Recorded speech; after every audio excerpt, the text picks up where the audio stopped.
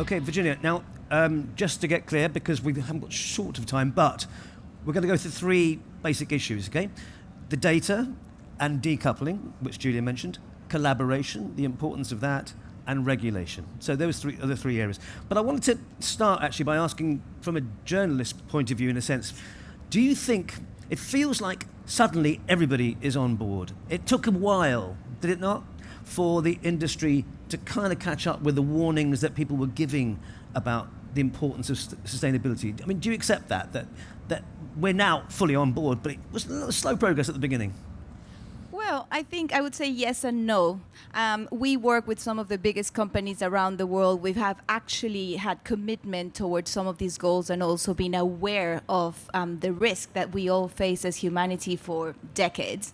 But it has taken a long time, yes, for the whole industry to be on the same page and also to bring smaller players along, which is why we have been working on new initiatives and recognizing how broad and diverse this industry is. Okay, so let's deal with what the latest report that you've got tells us. You've got some slides, right? No, I don't have slides, but I wanted to just briefly tell you the story of how we got there. Because when we initially started thinking precisely, we need to have bigger impact when it comes to sustainability. WTTC for many years run a very rigid and famous awards program that many of you might be familiar with, called Tourism for Tomorrow. And we were even, 20 years ago, recognizing best practices in sustainability. But we realized we needed to do more. And so we started looking at where the gaps were. We're actually a very small team, and so we couldn't do everything. And the big gaps were data.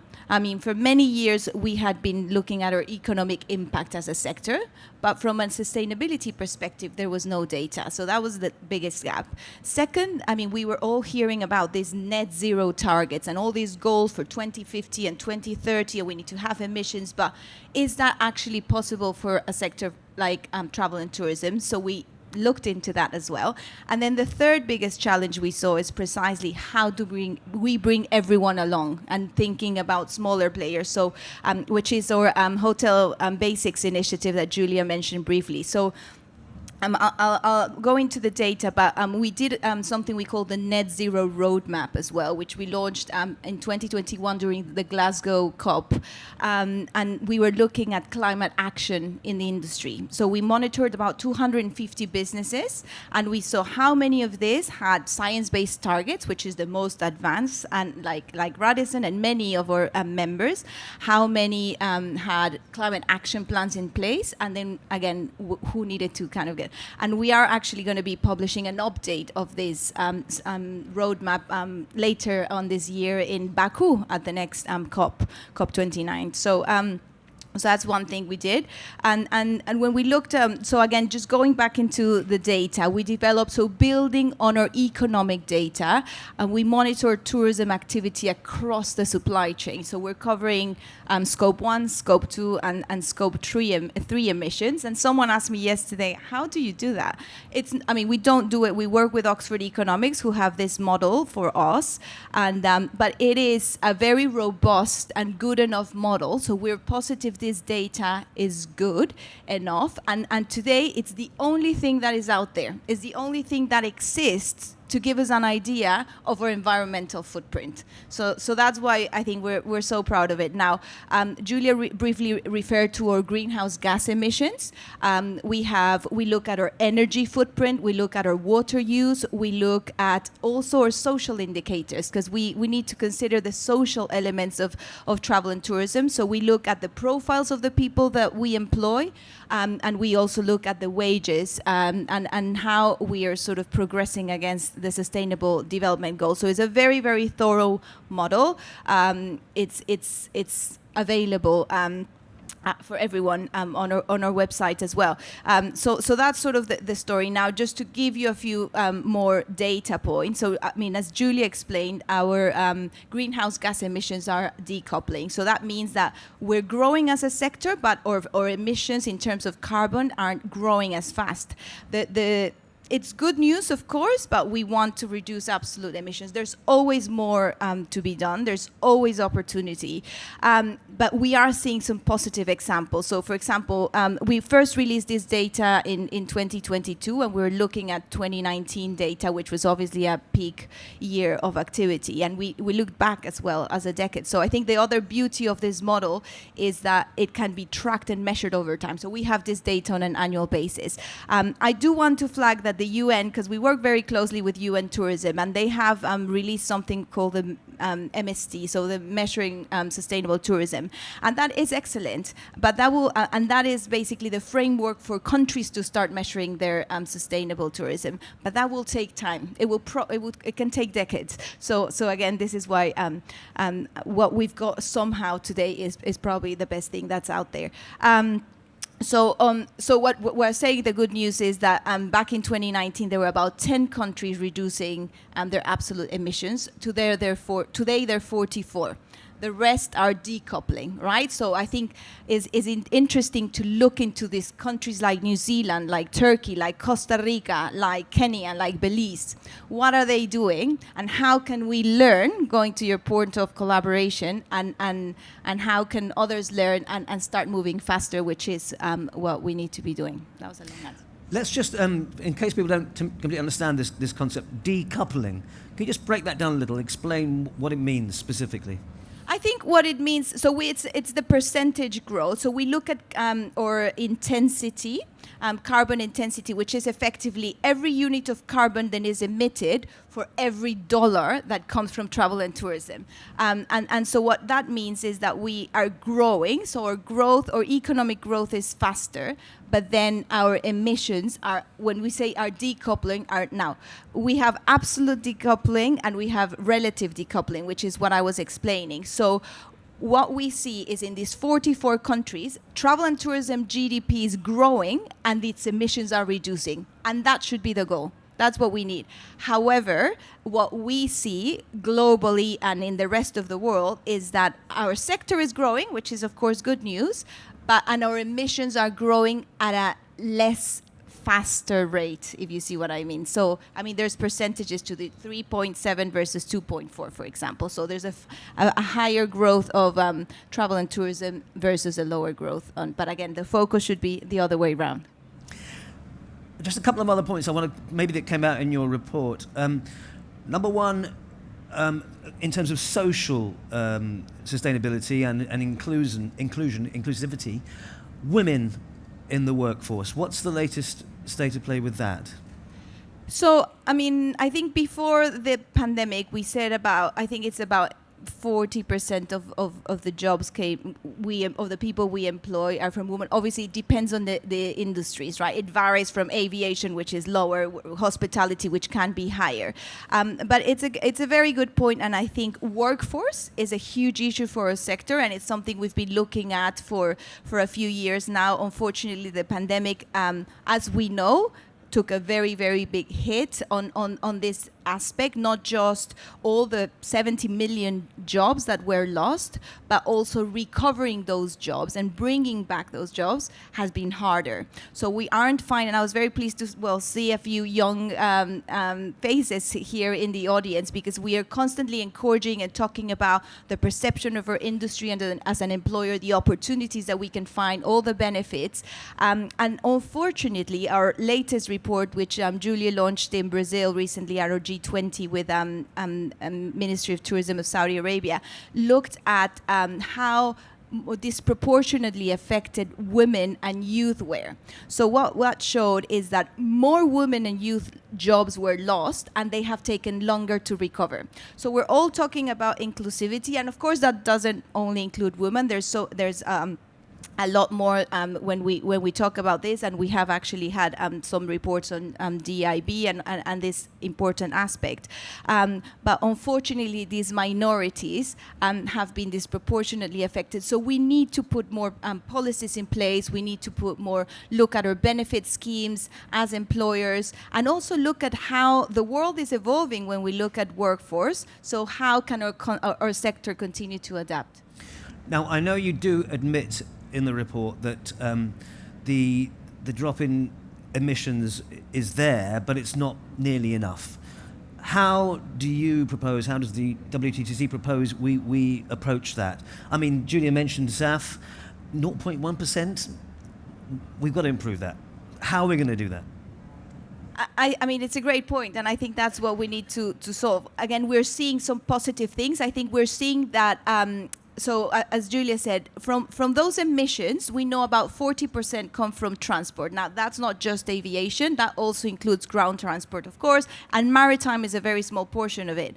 And the next one is energy and renewables. So when we looked at our roadmap, we know, yes, the tipping point for our sector will absolutely be sustainable aviation fuels at larger scale, and also other types of fuel for cruise ships and others. But until those are available at scale, and yes, we need to produce about 1,000 times more of what we're producing now by 2050. So how are we going to do that? But where we are having a bigger impact is in the energy side. So we are seeing these countries I was mentioning earlier, like New Zealand, like Kenya, and many others that have had bigger investments in renewable energies, in decarbonizing their electricity grids, and that's where we can see a bigger impact. So when we looked at our roadmap, we looked at precisely that. Airlines, that's going to take longer for some of the players, but there's other players like hotels or tour operators that can start decarbonizing now. And we can also be learning about what's out there. So we were recently in Perth and with some of our members, for example, Intrepid, who's one of the few B Corps. And what he was saying is, I'd be willing to, this is James Thornton, the CEO, who you probably know, they'd be willing to share this guide and share with others how they got there. So I think that is very, very important when we talk about collaboration. What are the good examples that are there, and how can we share that? Yeah, I think that's going to be the main issue that's going to obsess us really for the next 10, 20 years probably. It is that, renewables and particularly SAF, I think. You mentioned collaboration. How much is collaboration kind of uniform around the world in terms of different regions, would you say? Well, I would say we are seeing some great example of collaborations, and I would say we're seeing some great global examples of collaboration. I do want to point out Travelist, and I know Jane from Trip.com is sitting here, but it's impressive. I think a few years ago, we would have never thought, because Julia was talking about competition, and we would have never thought to have all the biggest OTAs and platforms like Expedia, like Visa, like Google, sitting around the table and collaborating about how are they going to put consistent, clear, and transparent data to the consumer. And that is now happening through this coalition. And I think that is a very excellent example. They're making a lot of progress looking at all the different industries. But again, we all know that consumers want that information, but they want to make sure that that information is valid. And I think this is precisely what is happening. And we've been collaborated through our Basics initiative, as Julia said, which I would say was another great example of collaboration, because we sat the bigger hotel chains around the world to say, right, we're all doing sustainability in a different way. How do we align on what the first steps are, and how do we make sure that this will have an impact? And again, I don't think these were things that were happening many years ago. There is a perception that maybe Europe, in terms of sustainability focus, is ahead of the game compared to other regions of the world. Do you agree with that, or do you think... Well, I think it's ahead of the game in terms of regulation, which I think is your latest or your final point, because I think we are definitely seeing a lot of emerging regulation when it comes to sustainability, which is positive. We want to avoid greenwashing. We want to make sure that the information that is there, as I said, is consistent, but also and we want to encourage reporting. I think the challenge is we don't want reporting to get in the way of innovation and growth. And I think it's a very, very fine balance. So we are seeing a lot of frameworks, mainly coming out of the EU, like the CSRD, and they all have too many acronyms. And the problem, and then there's the US SEC in America, and then there's the ISSB, and so it's very complex. It's a very, very complex landscape. But I think I think, again, whilst reporting is good and while we need to support players to go from voluntary reporting to move on to mandatory reporting,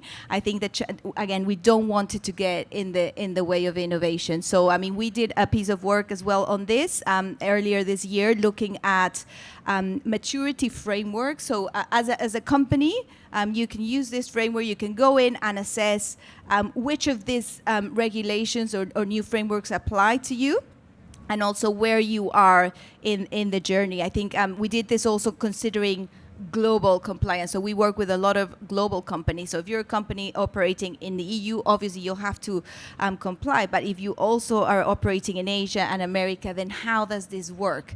And so it is incredibly complex. And I mean, we're trying to support the industry navigate this.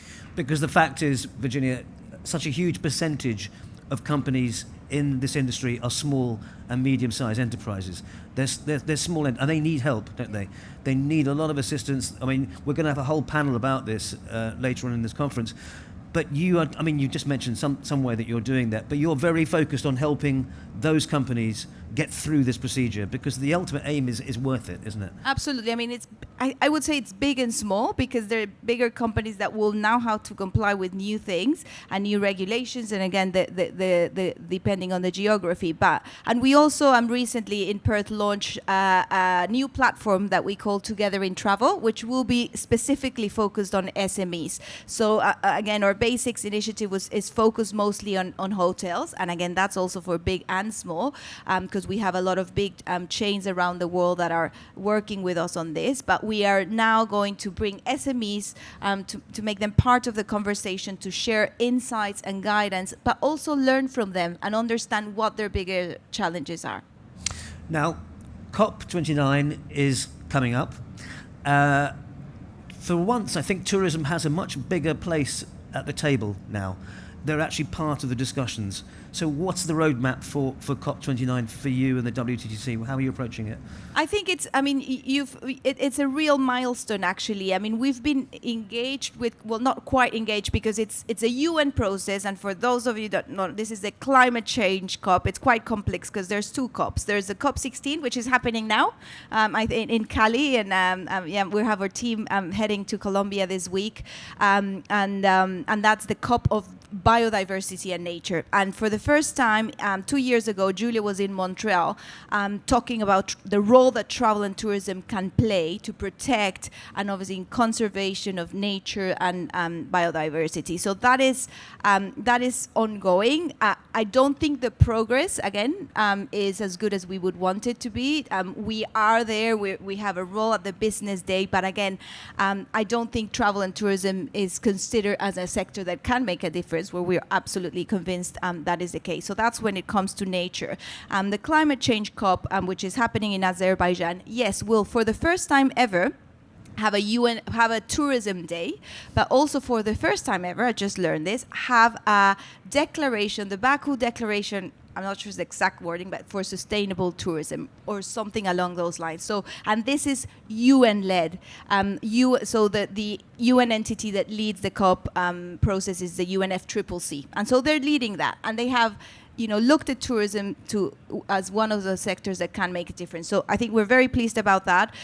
We'll be releasing a roadmap, as I said earlier. We're also looking at a piece on oceans and coastal tourism and how much financing will be needed to decarbonize coastal tourism. So that's another thing we're doing on Oceans Day. It's quite a difficult. It's like a 2-week event. So and then lastly, we're working with UN Tourism, who also had the Glasgow Declaration back in 2021, where about 800 signatories, and these are private companies that signed this declaration to commit to reduce their carbon. I think the goal was by 2030, so 50% emissions, so half their emissions by 2030. That was the commitment. Very ambitious, and they are asking people to report on their progress. So we are part of that effort as well, and a roadmap served as a framework to get there. So there is a lot happening from our side. I think we need to continue raising our voice. Our sector is seen as one that can make a difference in all of these important challenges. It's great to see you and Julia so energized. I mean, that's really important, isn't it? It's really good. Thank you. If there are students here as well, if they wanted to get access to this report, it's online? Yes, all of our data, or environmental data is fully available. It's all on our website, all our reports. So yes, please, do have a look and let us know if we can help with anything. Virginia, Messina, thank you so much for joining us. Thank you.